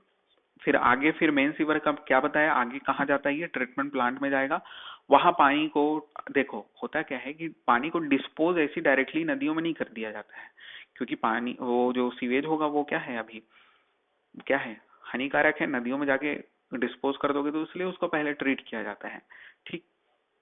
और कहीं कहीं किसी किसी सिटीज में उसको फिर से ट्रीट करके पीने योग्य भी बनाया जाता है उस सीवेज को, ठीक है। देखते हैं आउटफॉल सीवर क्या होते हैं। तो outfall sewer, the sewer which transport the sewage to the point of to the treatment and from the treatment point to the disposal point. अच्छा, मैं क्या बोला था कि जो मेन पाइप होता है वो पूरे ट्रीटमेंट सिस्टम तक जाता है, ऐसा बोल दिया था। हाँ, होता भी यही है। एक्चुअली में क्या होता है, जो शहरों में जो मेन पाइप होता है, ठीक है, मेन पाइप जो होता है वो शहर में होता है, जो शहर से बाहर मेन पाइप जाता है ये भी मेन पाइप ही होता है। आउटफॉल जो सीवर होते हैं ये भी मेन पाइप ही होते हैं, लेकिन जो शहरों से बाहर, क्योंकि ट्रीटमेंट प्लांट क्या होगा, शहर में तो होगा नहीं, वो शहर से बाहर होता है, ठीक है। ट्रीटमेंट प्लांट जो होता है वो शहर से बाहर होता है, तो शहर से बाहर जो मेन पाइप गया ना, उसी मेन पाइप को फिर ये आउटफॉल सीवर बोल देते हैं, ठीक है। आउटफॉल सीवर ये भी मेन पाइप है जो कि शहर से बाहर कनेक्ट होता है, जो कि ट्रीटमेंट प्लांट तक जाता है, ठीक है। और एक चीज और यहाँ पर बता देता हूँ, नोट में लिखना चाहो तो, जो सीवरेज सिस्टम के लिए जो पाइप वगैरह बिछाते हैं हम लोग, ट्रीटमेंट प्लांट सबसे पहले बनता है, ट्रीटमेंट प्लांट से फिर पाइप बिछाना चालू करते हैं, फिर शहर की ओर आते हैं। उल्टा नहीं करते हैं ना कभी भी, शहर में पहले पाइप बिछा दिए फिर जा रहे हैं ट्रीटमेंट प्लांट, ऐसा नहीं होता, ठीक। ऐसा क्यों नहीं होगा, तो कॉमन सेंस वाली बात है, ठीक है ना। शहर पहले कंजेस्टेड हो जाएगा, उधर ट्रीटमेंट प्लांट नहीं बना है, ठीक। ट्रीटमेंट प्लांट नहीं बना है, ट्रीटमेंट प्लांट वर्क नहीं कर रहा है, तो पूरा सीवरेज सिस्टम का क्या मतलब है ना, तो इसलिए तो आगे ना समझ में, आउटफॉल सीवर क्या होता है? The sewer which transport the sewer to the point of treatment. ठीक है ना, तो यही जो फॉल सीवर होता है, आउटफॉल सीवर, वो कहाँ तक जाता है? वो रहा है ट्रीटमेंट सिस्टम तक जाता है और वहां जाके ट्रीट होता है पानी। ठीक है, और ट्रीट होने के बाद डिस्पोज ऑफ हो जाता है। दो ठोक नोट लिखा गया है आपके सामने, बोल रहा है कि sewer are placed to the direction of natural flow. जाहिर सी बात है, जो सीवरेज जो पाइपलाइन बिछाया जाता है सीवरेज सिस्टम में, वो पाइप जो होते हैं, जो सीवर होते हैं, वो नेचुरल स्लोप में बिछाए जाते हैं। ठीक है, नेचुरल स्लोप में, जो रोड का जो नेचुरल स्लोप होगा उसी स्लोप में बिछाया जाता है। ठीक है, स्लोप में बिछाया ही जाएगा, नहीं तो पानी कैसे ट्रांसपोर्ट होगा, है ना, कन्वे कैसे होगा? तो वही बोल रहा है, sewer are placed to the direction of the natural slope of the ground and sewer treatment plants should generally be located in the low point area. है ना, लो पॉइंट एरिया में होगा तभी ना ग्रेविटी के थ्रू पानी वहां तक पहुंच पाएगा, सीवेज। तो वही बोल रहे हैं कि जो ट्रीटमेंट प्लांट है वो क्या होना चाहिए? वो लो पॉइंट में बनाना चाहिए। उसके बाद अगला, sewer should be design to flow under gravity with half to three fourth full. आगे समझ में, जो सीवरेज सिस्टम जो डिजाइन किया जाता है वो कभी भी फुल फ्लो के लिए नहीं किया जाएगा, और फुल फ्लो जो रहता है वो इकोनॉमिकल भी नहीं होता और अपने को अच्छा डिस्चार्ज भी नहीं मिलता, प्रेशर भी नहीं मिलता। तो sewerage should be design to flow under gravity, ये पहला पॉइंट। और ग्रेविटी के साथ कितना तक फ्लो हो, या तो आधा फुल में, है ना, मतलब हाफ फुल में, या फिर थ्री फोर्थ फुल में। थ्री फोर्थ फुल मतलब समझ गए ना? तो ये आपका जो ये पाइप है मान लेते हैं, और इसमें क्या हो गया कि ये थ्री फोर्थ तक ही फुल हो। आपका जो सीवेज है वो फ्यूचर में अगर एकदम फुल हो जाए तो यहीं तक बस फुल हो वो, ठीक है, या फिर हाफ फुल के लिए हम लोग डिजाइन करते हैं। ठीक है, आगे समझ में? तो वही चीज बोल रहा था। ठीक है, और एक चीज और यहाँ पर लिख सकते हो कि हाफ फुल और फुल अगर फ्लो हो रहा है सीवेज में, तो दोनों में जो प्रेशर मिलता है वाटर का समान मिलता है। ठीक है, फिर से बोल देता हूँ, वाटर प्रेशर जो होता है वो, या फिर वाटर की जो सीवेज की जो वेलोसिटी होगी वो समान ही होगी हाफ फुल में और फुल फुल में। मतलब क्या बोलना चाहिए, फुल फ्लो में। ठीक है, उसके बाद देखते हैं, sewer are design for carrying the maximum hourly flow. Sewer जो डिजाइन किया जाता है मैक्सिमम अर्ली फ्लो के लिए, इस पॉइंट को रहने दो यार, इसको मत लिखना, कंफ्यूज हो जाओगे नहीं तो। क्यों? क्योंकि जो फिफ्थ पॉइंट है इसमें पढ़ना, सीवरेज सिस्टम में design for the maximum and minimum flow. Sewerage system को हम लोग मैक्सिमम और मिनिमम फ्लो के लिए डिजाइन करते हैं, इस पॉइंट को याद रखना।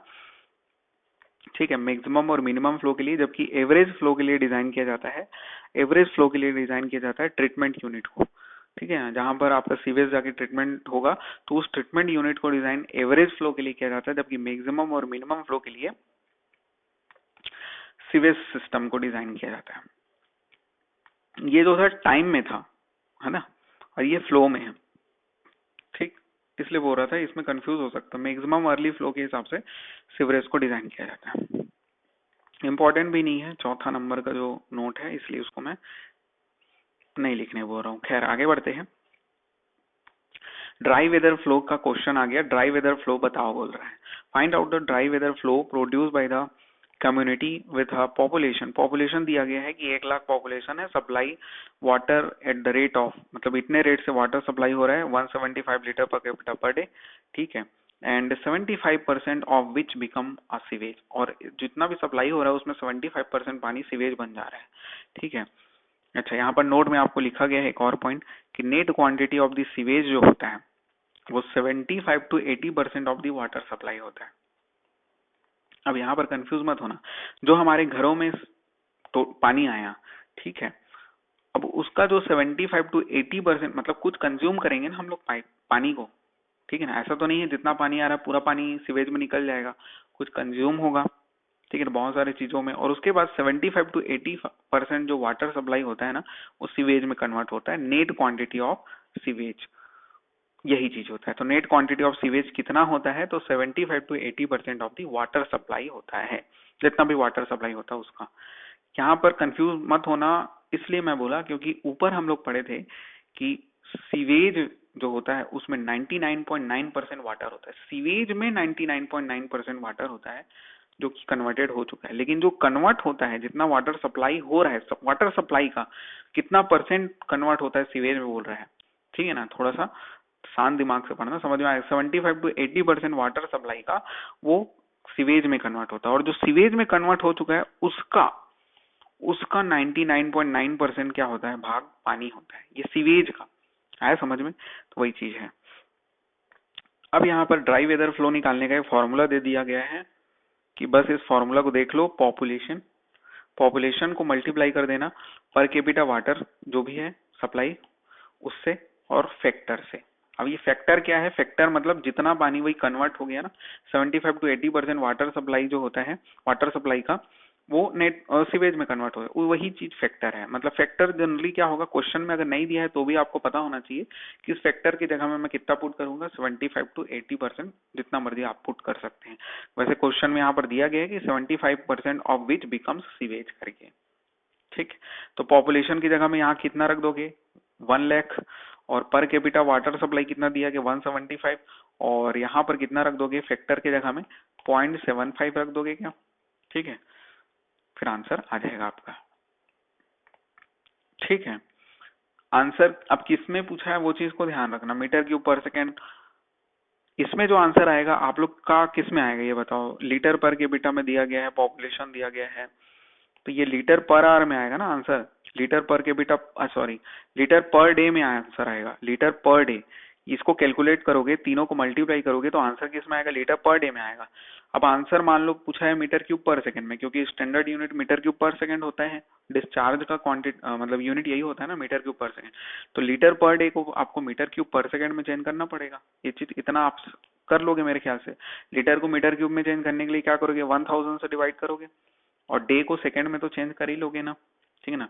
डे को सेकंड में चेंज कर लोगे कि नहीं, कर लोगे ना, ठीक। आगे बढ़ते हैं। वेरिएशन ऑफ फ्लो देखो, मैक्सिमम डेली फ्लो।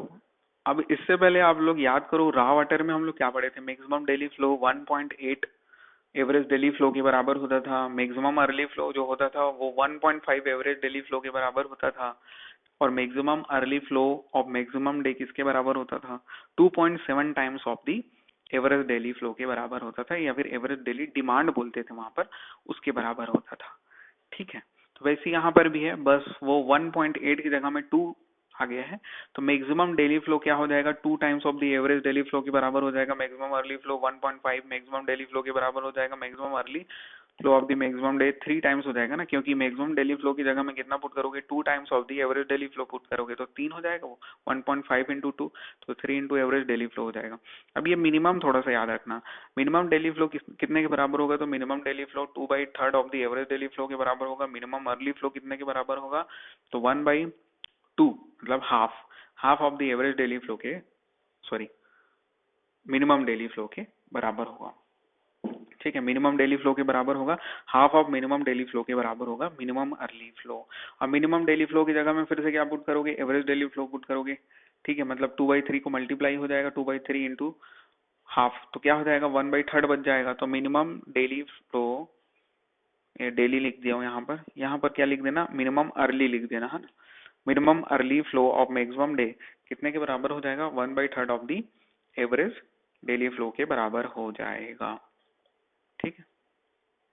आगे बढ़ते हैं। Velocity reduces therefore silting occur. Note में वही लिखा है, हम लोग जान रहे हैं कि जो भी फ्लो होना चाहिए, जितना अपने कोई रिक्वायर्ड फ्लो है, जिसको हम लोग सेल्फ क्लेंसिंग वेलोसिटी भी बोलते हैं। सेल्फ क्लेंसिंग वेलोसिटी आगे पढ़ेंगे, मतलब ये वो वेलोसिटी, वो मिनिमम वेलोसिटी जो कि आपके सीवेज को कन्वे करने के लिए इम्पोर्टेंट होता है, ताकि सिल्टिंग ऑकर ना हो। सिल्टिंग मतलब डिपोजिशन, उसका जो भी सॉलिड है वो नीचे ना बढ़ जाए, ठीक है। तो उसके लिए जितनी वेलोसिटी की जरूरत पड़ती है कन्वे के लिए, उसी को हम लोग सेल्फ क्लेंसिंग वेलोसिटी बोलते हैं। नोट में यही बोल रहे हैं कि वेलोसिटी अगर कम रहेगा, फ्लो वेलोसिटी, तो उससे सिल्टिंग ऑकर होता है, ठीक है। Sewage must be check for the minimum velocity at their minimum hourly day. तो जो वेलोसिटी है वो इसीलिए चेक करना पड़ता है। तो sewage must be check for the minimum velocity उसका चेक करना पड़ेगा। और उस मिनिमम वेलोसिटी को कब चेक करोगे? मिनिमम अर्ली फ्लो में चेक करोगे। अच्छा, ये minimum early flow, maximum hourly flow क्या होता है? मिनिमम अर्ली फ्लो मतलब कि मतलब वो समय जब सबसे कम डिमांड होगा पानी का, तो वहां पर हमको सीवरेज सिस्टम में, सीवर में क्या मिलेगा? मिनिमम अर्ली फ्लो मिलेगा। और जहां जिस समय में मैक्सिमम डिमांड होगा पानी का, उस समय में मैक्सिमम अर्ली फ्लो मिलेगा। ठीक है ना? तो वही चीज है। तो मिनिमम अर्ली फ्लो के समय में सबसे कम फ्लो होगा पानी, तो वेलोसिटी भी सबसे कम होगा, तो उसी समय में हमको मिनिमम वेलोसिटी मिलेगा। ठीक है ना? तो वही चीज बोल रहे हैं, must be check for the minimum velocity, मतलब इतना तो होना ही चाहिए ताकि हमको सिल्टिंग ना मिले, सिल्टिंग ऑकर ना हो। डिजाइन पीरियड देख लेते हैं, ये बहुत इंपॉर्टेंट है। और मैं बोला था कि जब इसको मैं पढ़ूंगा या फिर आगे जब पढ़ाएंगे, तब मैं रॉ वाटर का भी पूछूंगा करके। रॉ वाटर के लिए हम लोग कितना पढ़े थे? रॉ वाटर के लिए जब पढ़े थे तो जो वाटर सप्लाई स्कीम होता था, सिस्टम होता था, उसको हम लोग कितने साल के लिए डिजाइन करते थे? 25 साल के लिए, या फिर हम लोग 20 से 30 साल पढ़े, तो यहाँ भी उतना ही है, 30 साल के लिए सीवरेज सिस्टम होता है। ट्रीटमेंट यूनिट को हम लोग कितने साल के लिए डिजाइन करते थे? वहां 15 साल के लिए करते थे। तो यहाँ पर भी ट्रीटमेंट यूनिट जो है आपका 15 से 20 साल के लिए ही रहता है। अंतर यहाँ पर आता है आपका पंपिंग प्लांट्स में। ठीक है? जो पंपिंग, समझ गए ना? पंपिंग सिस्टम, पंप जो प्लांट होता है, पंपिंग प्लांट होता है, उसको हम लोग वहां पर 15 ही के लिए करते थे। यहाँ पर 5 से 10 साल के लिए डिजाइन करते हैं। उस मतलब डिजाइन पीरियड होता है उसका 5 से 10 साल के लिए होता है। ठीक है? यहाँ पर अंतर है, याद रखना। पंपिंग जो यूनिट होता है, पंपिंग प्लांट जो होता है, वो 5 से 10 साल के लिए होता है डिजाइन। ठीक। उसके बाद वेट वेदर फ्लो क्या होता है? ड्राई वेदर फ्लो तो ऊपर पढ़ लिए। वेट वेदर फ्लो का ये रेशनल फॉर्मूला आपको दिख रहा होगा, रेशनल फॉर्मूला। तो इसमें wet weather flow is equal to A I R divided by 360 दिया है। ए मतलब आपका केचमेंट एरिया है, और आई जो है आपका क्या है? कोइफिशिएंट ऑफ रन ऑफ है। तो इसको आई क्यों लिख दिए हैं कोइफिशिएंट ऑफ रन ऑफ को? क्योंकि इसी को हम लोग इम्परमिएबल रन ऑफ भी बोलते हैं। ठीक है ना? इम्परमिएबल रन ऑफ भी बोलते हैं, इसलिए ई जो सॉरी आई स्टैंड है इम्परमिएबल के लिए, तो इम्परमिएबल कोइफिशिएंट बोलते हैं शायद, इम्परमिएबल कोइफिशिएंट। तो वही चीज है, कोइफिशिएंट ऑफ रन ऑफ। उसके बाद फिर आर जो है आपका रेनफॉल इंटेंसिटी है एमएम पर आर में। बस ए आई आर डिवाइडेड बाई 360 कर देना, तो उससे वेट वेदर फ्लो निकल के आ जाएगा, उतना इंपॉर्टेंट नहीं है। आगे देखते हैं टाइम ऑफ कॉन्सेंट्रेशन, इसको तो समझ ही लेना। टाइम ऑफ कॉन्सेंट्रेशन क्या होता है, पहले जो बोल रहा हूँ उसको सुनना ध्यान से। प्रेसिपिटेशन मतलब कि मान लो बारिश हुआ, ठीक है ना? बारिश स्टार्ट हुआ, बारिश स्टार्ट होते ही मैं क्या बोला, पहले पानी बहने नहीं लग जाएगा रोड में या फिर जमीन में। पहले क्या होगा, पानी कुछ सोखेगा। नॉर्मल भाषा में बोले तो ये बोलूंगा ना, पानी को सोख रहा है, मतलब इनफिल्ट्रेट हो रहा है। इनफिल्ट्रेशन कैपेसिटी जब 100% पहुंच जाती है, तब पानी और ज्यादा इनफिल्ट्रेट नहीं होता, वो ऊपर ही बहने लग जाता है। ठीक है? ग्राउंड में ही बहने लग जाता है, उसी को क्या बोलते हैं हम लोग? रन ऑफ बोलते हैं। तो जिस पॉइंट में आपका रन ऑफ स्टार्ट हुआ, ठीक है, मतलब कि जिस पॉइंट में रन ऑफ स्टार्ट हुआ और वो फिर रन ऑफ होके वाटर जहां आपका स्ट्रीम में पहुंचा, मतलब उसके आउटलेट में पहुंचा, ठीक है ना? तो रन ऑफ स्टार्ट होने से एंड होने तक के समय को ही हम लोग क्या बोलते हैं? टाइम ऑफ कॉन्सेंट्रेशन बोलते हैं। आ गया समझ में? तो जिस पॉइंट में जाके वो क्या हो गया, डिस्पोज हो गया, या फिर जो आउटलेट पॉइंट है जहां पर वो जाके स्ट्रीम में मिल गया, उसी को हम लोग उसका टाइम ऑफ कॉन्सेंट्रेशन बोलते हैं। It is the maximum time taken by the drop of water to travel from the farthest point to the outlet of the catchment. Farthest point मतलब जहां उसका ओरिजिनेटेड पॉइंट है, जहां से वो बना, रन ऑफ बता दिया हूं उसको मैं। तो उसके बाद फिर आउटलेट जहां पर हुआ उस केचमेंट एरिया में। केचमेंट एरिया क्या है? केचमेंट एरिया भी नहीं पता होगा आप लोगों को, वो इरिगेशन में मैं बताऊंगा। ठीक है? केचमेंट एरिया मतलब नॉर्मल भाषा में बेसिन समझ सकते हो, जहां पर आपका हर प्रकार का पानी आके एक मेन स्ट्रीम में मिलता है। ठीक। नोट क्या है? नोट में लिख रहा है कि रेनफॉल ड्यूरेशन के बराबर टाइम ऑफ कॉन्सेंट्रेशन होता है। ठीक है? कभी कभार दे देता है कि टाइम ऑफ कॉन्सेंट्रेशन इतना है, या फिर रेनफॉल ड्यूरेशन इतना है, तो टाइम ऑफ कॉन्सेंट्रेशन कितना होगा? मान लो 20 मिनट का या फिर 2 घंटे का मान लो दिया है रेनफॉल ड्यूरेशन, तो टाइम ऑफ कॉन्सेंट्रेशन पूछ देगा। तो आपको पता होना चाहिए दोनों एक दूसरे के बराबर होते हैं, तो आप बता दो कि टाइम ऑफ कॉन्सेंट्रेशन भी उतना ही होगा करके। Coefficient of run of divided by precipitation से निकाल सकते हो, जितना रन ऑफ हुआ और प्रेसिपिटेशन से डिवाइड कर दो। एम्पिरिकल फॉर्मूला दिख रहा होगा, ये क्या है? वेट वेदर फ्लो के लिए ना, वेट वेदर फ्लो पढ़ रहे हैं अभी, तो उसके कुछ एम्पिरिकल फॉर्मूलाज है। ऊपर में रेशनल फॉर्मूला देखे थे, तो ये क्या होता है? For the large area greater than 400 hectare, जब आपका एरिया बड़ा होगा, 400 हेक्टेयर से ज्यादा होगा, तब हम लोग एम्पिरिकल फॉर्मूला का यूज करेंगे, ठीक है, अदरवाइज रेशनल फॉर्मूला में ही काम चल जाएगा। तो 400 हेक्टेयर से जब ज्यादा होगा तब एम्पिरिकल फॉर्मूला का यूज करेंगे, ठीक है। तो इसमें आपको डिकन्स फॉर्मूला दिया है और राइव्स, क्या बोलना चाहिए उसको, राइव्स फॉर्मूला दिया है। डिकन्स फॉर्मूला क्या होता है, C D into A to the power 3/4। Ryves भी वैसे ही कुछ है, सी डी की जगह में सी आर आ गया है। अब कॉमन सेंस वाली बात है, जो सी डी है वो भी कांस्टेंट है, सी आर जो है वो भी कांस्टेंट है। जो सी डी है वो डिकन्स कांस्टेंट होगा और सी आर किसको स्टैंड करेगा, रायर्स कांस्टेंट को, ठीक है। और ए टू द पावर, ए क्या है आपका, केचमेंट एरिया है, ठीक है, केचमेंट एरिया ए है। और क्यू पी क्यों लिखा गया है इसको, पी जो है पिक, पी किसको स्टैंड कर रहा है, पीक को। तो पीक डिस्चार्ज मीटर क्यूबिक पर सेकेंड में, डिस्चार्ज का यूनिट होता है पता ही है आपको, एरिया का किलोमीटर स्क्वायर में होता है, ठीक है। तो ये क्या हो जाएगा आपका, रायर्स फॉर्मूला क्या हो जाएगा, साउथ इंडिया में यूज करते हैं और नॉर्थ इंडिया में किसको यूज करते हैं, डिकन्स फॉर्मूला का यूज करते हैं। डिकन्स, डी फॉर दिल्ली याद रखना, ठीक है ना, दिल्ली कहाँ है, नॉर्थ में है। तो आप लोग बोल सकते हैं डिकन्स फॉर्मूला कहाँ यूज होगा आपका, नॉर्थ में यूज होगा। और रायर्स फॉर्मूला कहाँ यूज होगा, साउथ में यूज होगा, एक नॉर्थ एक साउथ में यूज होगा, ठीक है। फॉर्मूला लगभग एक ही समान है, C R A to the power 3/4, C D A to the power 3/4। तो फॉर्मूला ज्यादा इंपॉर्टेंट यही है कि कौन कहाँ यूज होता है, नॉर्थ में, साउथ में, और फॉर्मूला का नाम याद रखना, और ये फॉर्मूला किसके लिए है, वेट वेदर फ्लो के लिए है, ठीक है। तो इस प्रकार से आज का क्लास खत्म करते हैं। होप आपको सब चीज समझ में आया होगा, समझ में आया होगा तो लाइक शेयर एंड सब्सक्राइब कर सकते हैं। मिलते हैं नेक्स्ट लेक्चर में। Thank you.